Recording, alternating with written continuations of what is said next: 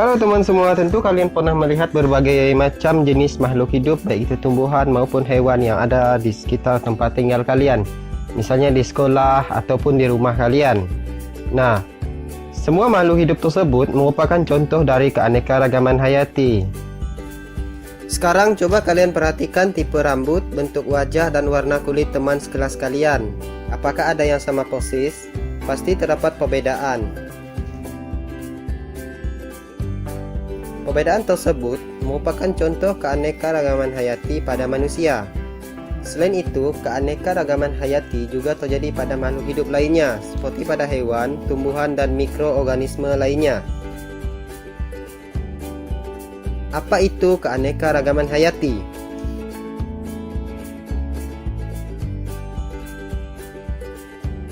Secara teoritis, keanekaragaman hayati atau biodiversitas merupakan keanekaragaman organisme yang menunjukkan keseluruhan atau totalitas variasi gen, jenis, dan ekosistem suatu daerah. Keanekaragaman hayati ini disebabkan oleh dua faktor, yaitu faktor keturunan dan faktor lingkungan. Faktor keturunan terjadi akibat proses perkawinan dua individu makhluk hidup sejenis yang kemudian menghasilkan keturunan yang semakin bervariasi ciri dan sifatnya. Sedangkan faktor lingkungan merupakan faktor luar yang mengakibatkan munculnya perbedaan ciri dan sifat pada makhluk hidup saat beradaptasi terhadap kondisi habitat. Dilihat dari tingkatannya, keanekaragaman hayati terdiri dari 3 tingkatan, yaitu keanekaragaman hayati tingkat gen, keanekaragaman hayati tingkat jenis atau spesies, dan keanekaragaman hayati tingkat ekosistem. Keanekaragaman hayati tingkat gen merupakan keanekaragaman hayati yang disebabkan oleh adanya perubahan susunan materi genetik di dalam tubuh individu makhluk hidup. Jika susunan materi genetik di dalam tubuh makhluk hidup ini berubah, maka ciri dan sifat yang tampak juga akan berubah. Untuk lebih jelasnya, coba kalian perhatikan ulasan berikut. Di dalam tubuh makhluk hidup terdapat sel. Di dalam sel terdapat kromosom yang tersimpan di dalam inti sel semua makhluk hidup. Kromosom ini tersusun oleh untaian-untaian DNA yang berisikan materi genetik. Nah, materi genetik inilah yang mengendalikan proses penurunan sifat dari induk kepada keturunannya. Sehingga jika terjadi proses perkawinan dua individu makhluk hidup sejenis yang berbeda karakter, maka keturunan yang dihasilkan juga akan semakin bervariasi.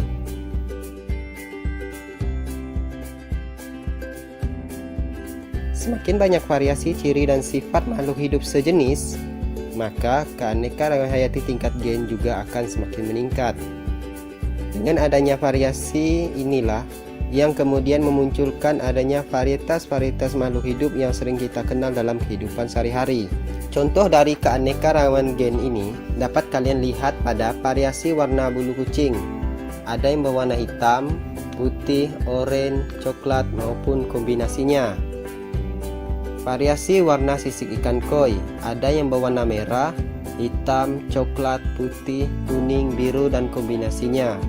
Selain pada hewan, keanekaragaman gen juga terjadi pada jenis tumbuhan.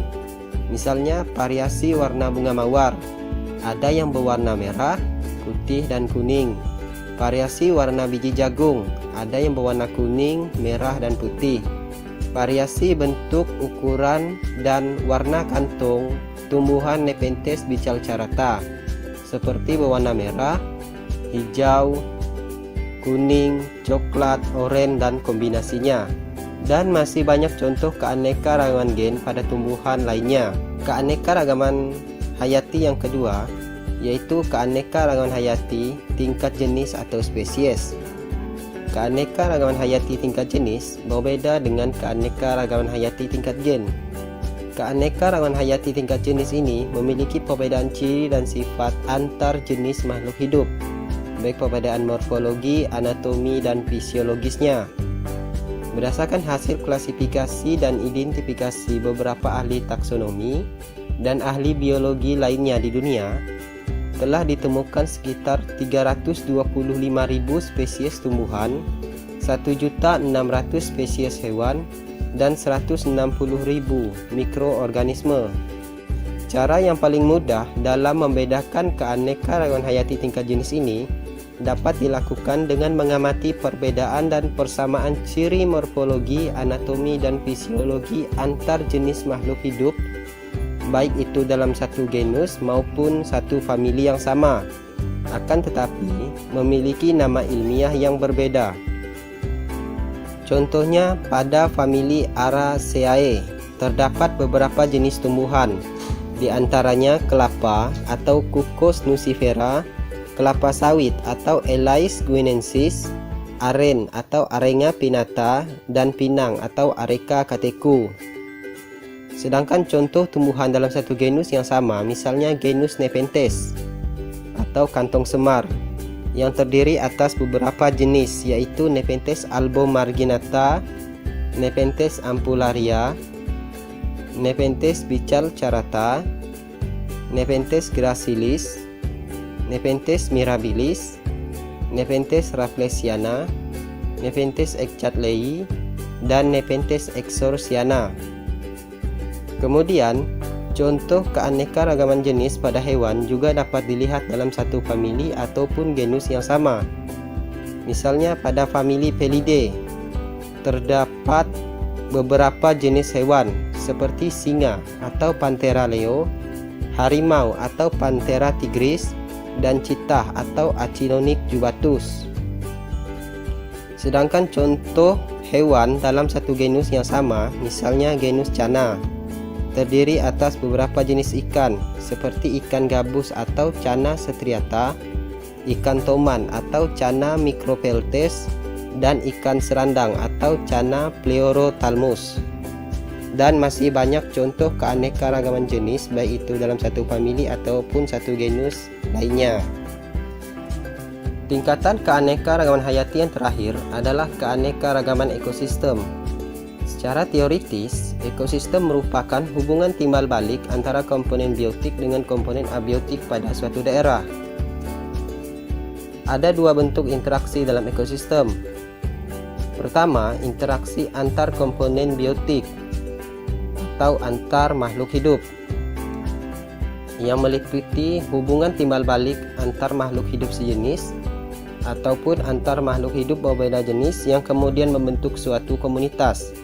Kedua, interaksi antar makhluk hidup dengan lingkungan fisiknya, seperti cahaya matahari, air, tanah, suhu, pH, mineral, kelembaban, iklim, ketinggian tempat, dan letak geografis berdasarkan garis lintang dan garis bujur suatu daerah. Setiap ekosistem tersusun oleh komponen biotik atau makhluk hidup dan komponen abiotik atau benda mati yang berbeda-beda. Perbedaan inilah yang memunculkan keanekaragaman hayati tingkat ekosistem di dunia. Secara garis besar, ada dua bentuk ekosistem, yaitu ekosistem daratan atau terestrial dan ekosistem perairan atau akuatik. Ekosistem daratan meliputi beberapa macam bioma, seperti bioma hutan hujan tropis, bioma gurun atau padang pasir, bioma padang rumput atau savana, bioma hutan gugur, bioma taiga, dan bioma tundra. Sedangkan ekosistem perairan meliputi semua kawasan perairan seperti sungai, rawa, danau, kolam, bendungan, air laut, dan lain sebagainya. Indonesia dijuluki sebagai pusat keanekaragaman hayati di dunia, bahkan menempati urutan kedua setelah Brazil. Tingginya keanekaragaman hayati di Indonesia disebabkan oleh kondisi lingkungan Indonesia yang sangat mendukung pertumbuhan dan perkembangan berbagai jenis makhluk hidup. Hal ini dikarenakan letak Indonesia berada pada iklim tropis atau di garis khatulistiwa, serta memiliki hutan hujan tropis yang kaya akan berbagai macam jenis flora dan fauna di dalamnya. Selain itu, hutan Indonesia juga menyimpan berbagai macam jenis flora dan fauna endemik yang langka. Satu di antaranya adalah tumbuhan kantong semar atau Nepenthes. Keunikan kantong semar dibandingkan tumbuhan lainnya adalah terdapat kantong yang tumbuh di ujung daun, termasuk tumbuhan pemakan serangga, dan dapat tumbuh di tempat-tempat yang ekstrim, seperti daerah yang memiliki kadar asam tinggi, daerah panas, dan bahkan di tempat-tempat yang memiliki kelembaban udara cukup tinggi, misalnya di daerah pegunungan dan daerah rawa gambut yang miskin unsur hara. Meskipun demikian, populasi tumbuhan kantong semar semakin lama semakin berkurang. Salah satu kawasan hutan hujan tropis yang menjadi habitat bagi pertumbuhan kantong semar di Provinsi Kalimantan Barat, Indonesia adalah kawasan hutan lindung Danau Slogan yang terletak di Desa Ujung Said, Kecamatan Jongkong, Kabupaten Kapuas Hulu. Kawasan hutan lindung Danau Slogan merupakan kawasan hutan rawa gambut yang termasuk daerah dataran rendah. Dari hasil penelitian, ditemukan 8 jenis tumbuhan kantong semar yang sangat beraneka ragam bentuk, ukuran, dan warna kantongnya.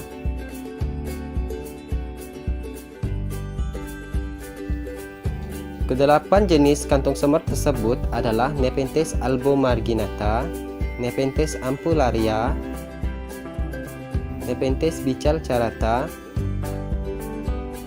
Nepenthes gracilis, Nepenthes mirabilis, Nepenthes rafflesiana, Nepenthes exorciana, dan Nepenthes ecchatlei. Tumbuhan kantong semar atau Nepenthes di kawasan hutan lindung Danau Slogan dapat ditemukan mulai dari areal hutan terbuka sampai areal hutan ternaungi. Meskipun demikian, terlihat bahwa masing-masing jenis tumbuhan Nepenthes atau kantong semar ini memiliki habitatnya masing-masing. Hal ini berdasarkan tempat ditemukan tumbuhan Nepenthes tersebut. Ada beberapa jenis yang hanya ditemukan pada areal hutan terbuka, ada juga ditemukan hanya di areal hutan ternaungi, dan bahkan ada juga jenis-jenis yang ditemukan baik pada areal hutan terbuka maupun pada areal hutan ternaungi yang ditutupi oleh pepohonan yang terdapat di hutan tersebut.